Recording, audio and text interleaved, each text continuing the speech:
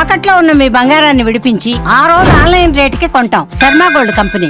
నమస్తే, welcome to Suman TV. నేను గిరిజ. ఇవాళ మనతో పాటు ప్రముఖ ఆధ్యాత్మికవేత్త, భారతీయ శంకర పీఠ వ్యవస్థాపకులు బ్రహ్మశ్రీ తిరుపతి మూర్తి అవధాని గురువు గారు ఉన్నారు. వారితో మాట్లాడిద్దాం. గురువు గారు నమస్కారం. ఓం శ్రీ మహాగణాధిపతయే నమః. గురుగారు, మార్గశిర మాసం అయిపోయింది, పుష్యమాసం ప్రారంభమైంది. సో ఈ పుష్యమాసంలో మనకి పుష్య పంచమి అని ఈ శనివారం రోజున వస్తుంది కదా గురుగారు. సో పుష్యం అంటే మనము శనికి కూడా అతీతంగా అంటే ప్రతీకగా కొలుస్తూ ఉంటాం కదా. సో మరి ఏంటి ఈ శనివారం పుష్య పంచమి యొక్క ప్రత్యేకత గురించి మీ మాటల్లో గురువుగారు? పుష్యమాసం మొట్టమొదటి రోజు మల్లికార్జున స్వామి వారి దర్శనం కూడా నేను నిన్న శ్రీశైలంలో చేసుకున్నా. వావ్. అమావాస్య రాత్రి నిద్ర చెయ్యాలి. పుష్యమాసం మొట్టమొదటి రోజు ఈశ్వరుడి యొక్క అనుగ్రహం కోసం దర్శనం చేసుకోవాలనుకున్నా. వీళ్ళకి దర్శనం చేసుకుని పుష్యమాసం మొట్టమొదటి రోజే శనీశ్వరుడు ఈశ్వరుడు ఇలా కొన్ని దానికి అనుసంధానంగా ఉంటాయి. కొన్ని జరగనటువంటి పనులు, అనుమానంగా ఉండేటువంటి పనులు అవుతాయో అవ్వవో అనేటువంటి సందిగ్ధంలో ఉండేటువంటివి నిర్విఘ్నంగా పూర్తవడానికి మూలం. పుష్యమాసం అంటే చాలా మంది పీడమాసం అని అంటూ కూడా అంటూ ఉంటారు. పనికిరాదు, ముహూర్తాలలో ఏం చేయకూడదు, అది ఇది అంటూ ఉంటారు. ఎవరి ఆలోచన వాళ్ళది, నా నమ్మకం నాది. అంతే. కాబట్టి నేను వెళ్ళాను. నిన్న సాయంత్రం రిటర్న్ వచ్చానమ్మా ఊరిలోకి. రాత్రి వచ్చాను. వచ్చినటువంటి అతి తక్కువ సమయంలోనే చాలా విచిత్రంగా ఒక 5-6 రోజులు టైం పడుతుంది అనుకున్న పని గంటన్నరలో పూర్తయిపోయింది. అది దర్శనం మిరాకిల్ అంటాం కన్నా క్షేత్రపాలు కూడా నాకు అవకాశం ఇచ్చాడు అక్కడ అడుగు పెట్టడానికి. 100% శ్రీశైలంలో అడుగు పెట్టడానికి క్షేత్రపాలు కూడా నాకు అవకాశం ఇచ్చాడు. వెళ్ళేంత వరకు నాకు అనుమానమే. నా కారు కొంచెం ఇబ్బంది వచ్చింది. 2-3 కార్లు ఇదిగొన్నారు అయిపోయినాయి. వస్తుందో రాదో, వెళ్తాను వెళ్దాం అనుకున్నాను. ఆయన అనుగ్రహం కలిగింది, క్షేత్రపాలకుడు అనుగ్రహం. శ్రీశైలంలో అడుగు పెట్టాను. అమావాస్య రోజు నాడే శ్రీశైలంలో అడుగు పెట్టాను. పాతాళ గంగకి వెళ్ళాను. అక్కడ ఈశ్వరారాధన చేసుకున్నాను. ఆ రాత్రి నిద్ర చేశాను. పుష్యమాసం మొట్టమొదటి రోజు అనగా నిన్న స్వామివారి దర్శనం చాలా విచిత్రం. 4 నిమిషాలలో దర్శనమే బయటకు వచ్చా. అదైతే ఆశ్చర్యం. చాలా ఫాస్ట్గా 4 నిమిషాలు. అది కూడా ముందు రోజు దర్శనానికి 500 రూపాయల టికెట్లు తీసుకుంటే 2-3 గంటలు పడుతుంది అని అన్నారు.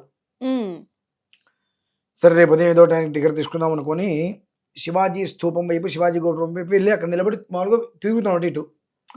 ఎవరో వచ్చారు. మీరు ఫలానా కదండి అన్నారు. అవునండి అన్న. ఏంటంటే దర్శనం కోసం వచ్చాము, మధ్యాహ్నం ఇప్పుడు దర్శనం చేసుకుని వెళ్దాం అనుకుంటాము, కాస్త ఇబ్బందికరంగా వాతావరణం ఉంది కదా అని అన్నా.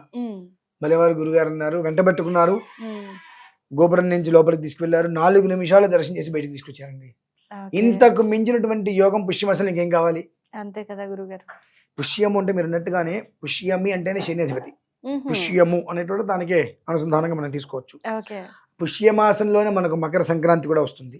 అవును గురుగారు. పంచమి అంటే రేపు భాగ్యము, అంటే స్త్రీలకు సౌభాగ్యము. 2 జ్యోతిష్యంలో పంచమము అంటే 5వ స్థానము అంటే పుత్రస్థానం. ఓకే. అంటే అన్ని విధాలుగా కూడా ఉత్పత్తికి మూలకారమైనటువంటిది పుష్యమాసం. ప్రత్యక్షంగా నిన్న ఉదయం దర్శనం చేసుకున్న తర్వాత నిన్న రాత్రి మొదలు పెడితే 4-5 రోజులు టైం పడుతుంది అనుకున్నటువంటి పని రాత్రికి రాత్రి జరిగిపోయిందమ్మా. అది ఒక మిరాకిలా అంటే అంతకు మించి అని చెప్తా. భగవద్ అనుగ్రహం అనేటువంటిది కొన్ని సమయంలో కొంత ప్రసాదంగా వస్తూ ఉంటుంది. అది నాకైతే లభ్యమైందని ఆనందపడుతున్నా. అయితే ఇప్పుడు మీరు అడిగినట్టుగా కూడా పంచమి అనేటువంటిది స్త్రీలకి సౌభాగ్యం. 5 అనేటువంటిది ఉత్పత్తి, అంటే సంతానానికి కావచ్చు, ఏదైనా కావచ్చు, ఉత్పత్తికి మూలం.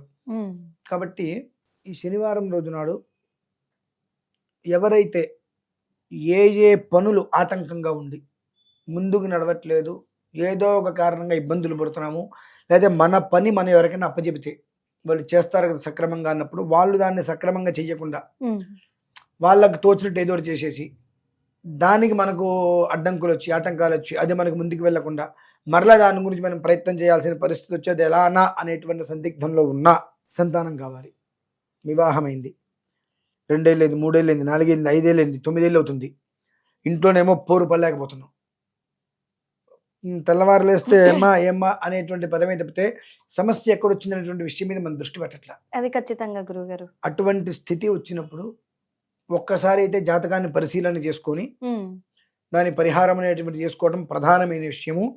అంతకన్నా ఒక అద్భుతమైన యోగంగా మనం భావించేటువంటిది ఏముంటుంది అంటే శనివారం రోజు నాడు పంచమి, ఆ రోజు నాడు మనకు రజన్, ఇనప రజన్ దొరుకుతుందమ్మా. ఉమ్. ఇనప రజని. రజన్. ఆ. మనకు షాపుల్లో అంటే మనకు ఇనుప షాపుల దగ్గర కట్ చేస్తున్నప్పుడు చిన్న చిన్న రజన్ పడుతూ ఉంటుంది. ఉమ్. ఆ అంటే రజన్, ముక్క. ఆ ముక్కలు, మొక్క కాదు, ముక్కలు పౌడర్ లాగా వస్తుంది రజన్ అంటే. Okay okay okay. ఆ, ఆ. ఇనుముని కట్ చేస్తుంటే చిన్న Yes, చిన్న yes. తీగలాగా అలా అవును, చేస్తుంటుంది. వస్తుంది.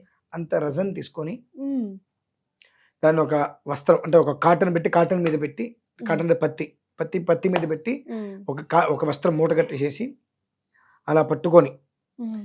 శనికి తైలాభిషేకం, దాన్ని అలా పట్టుకొని ఇలా పట్టుకొని తైలాభిషేకం ఓకే. అంటే ఇలా పట్టుకొని చక్కగా ఉమ్, ఉమ్. తైలాభిషేకం అంటే చేస్తున్నప్పుడు ఆ ఏదైతే మనం మూట కట్టేసాం ఆ మూటలో నుంచి ఆ ఇనుము మీద నుంచి పత్తి నుంచి ఈశ్వరుడు శని మీదకి తైలం పడేటట్టుగా. Okay okay okay. ఆ. ఇనుము దొంగలిస్తే శని పట్టుకుంటుంది, ఇటువంటి మనం రకరకాలుగా వింటూ ఉంటాం. ఉమ్. రజన్ నుంచి పత్తి నుంచి ఆయన మీద పడాలి, అభిషేకం. అభిషేకం పడేటట్టుగా చక్కగా ఎలా పట్టుకోండి. ఏదో మనకు ఎలా వీలుంటే అట్లా అలా అదే. ఇలా అంటే కొంత నేను ఇలా పట్టుకుని ఇలా పోయమని అనుకోండి, ఎడం చేతితో పడుతుంది కదా పడచ్చా అని అంటారు. ఇలా పట్టుకుని ఇలా పోయమని కుడి చేతితో పోయొచ్చా అంటారు. రెండు చేతులు మనమే కదమ్మా, అవును గురువు గారు. రెండు చేతులు మనమే. ఈ చేతితో చేయొచ్చు, ఆ చేతితో చేయొచ్చు అంటే రెండో చేయి లేకుండా ఏ పని మనం చేయలేము. చేయలేము. ద్విసభ్య హస్తేన, రెండో చేయి లేకుండా ఏ పని చేయడానికి కూడా అర్హత లేవు. అటువంటి ఎడం చేతితో పోయొచ్చా అండి, ఎడం చేతితో పట్టుకోవచ్చా అండి అంటే ఎడం చేతి చేయి కదా, అక్కడ ఒక మొక్క కట్ చేసుకుని పక్కన పడేసిండి, తీసేసి చెయ్యి, ఇంకెందుకు అది ఉమ్. చెయ్యంటే కుడి చేయి ఒక్కడే కదా మనకి లెక్క. ఎడం చేతితో పట్టుకోవచ్చు, ఎడం చేతితో పోయొచ్చు అంటుంటాం. అంటే ఎడం చేయి పనికిరాందా, పనికిరాంది నీకు ఎందుకు తీసేయి, ఉమ్. దండం పెట్టుకుంటున్నావు ఎట్లా, అవును. అప్పుడు నీకు ఎట్లా పనికి వచ్చింది అది నీకు అంటే ఇవి మనకు మనం తెలుసుకోవాలి. Yes. అంటే ఆయన నెత్తి మీద పెట్టవద్దు, మామూలుగా ఆయన నెత్తి మీద పెట్టి పోసేయమని చెప్తాం. ఎందువల్ల చెప్తాం ఆ మాట అంటే ఇలా పట్టుకొని పోయమంటే ఎడం చేతితో పట్టుకోమన్నాడు ఆయన, అది ట్రోల్ చేస్తారు కావాలని చెప్పి. అదే ఎడం చేతితో పోయమన్నారు, ఈయనకేం తెలుసు, రకరకాలుగా ట్రోల్ చేస్తారు. అని ఆయన నెత్తి మీద ఆ బరువు తీసుకెళ్ళి ఆయన నెత్తి మీద మన బరువు దింపుకోవడం కోసం మనం అభిషేకం చేసుకోవాలి. అంత బరువు తీసుకెళ్ళి ఆయన నెత్తి మీద పెట్టి అభిషేకం చేయడం ఏంటిది. కాబట్టి అలా పట్టుకొని అభిషేకం చేసుకొని చక్కగా 19 ప్రదక్షిణాలు చేసుకోండి. ఇవి చేయటం వల్ల ఏమవుతుంది అంటే మనకు ఇంత పూర్వం సంతానానికి సంబంధించిన విషయం కాకుండా ముందు కొన్ని చెప్పుకున్నాం, మనకి ఆటంకాలకి సంబంధించినవి అయితే అందులోంచి కంప్లీట్ గా వాళ్ళు బయటపడిపోతారు. సో సంతానం కావాలనుకున్న వారు మాత్రం అదే శనివారం పంచమి ఆ సమయంలో నవగ్రహాల్లో బృహస్పతి ఉంటాడు. ఒకటి దక్షిణామూర్తికి ఆరాధన, లేదా బృహస్పతి ఉంటాడు. ఆ బృహస్పతికి శనగలు అంటే ముందు రోజు అన్ని శనగలు నానబెడితే తెల్లారికి పంచిలాగా ఉబ్బుతాయి. ఆ శనగలు తీసుకొని ఇదే ప్రాసెస్, మళ్ళీ ప్రాసెస్ మార్చద్దు, ఒక వస్త్రంలో పట్టుకొని అలా పాలు పోస్తూ బృహస్పతి మీద, బృహస్పతికి పాలు విత్ శనగలు. ఓకే. గురువరిష్టేత సంప్రాప్తే గురు పూజ అంచకారయేత్ గురు ధ్యానం ప్రవక్ష్యామి పుత్ర పీడోపశాంతయే.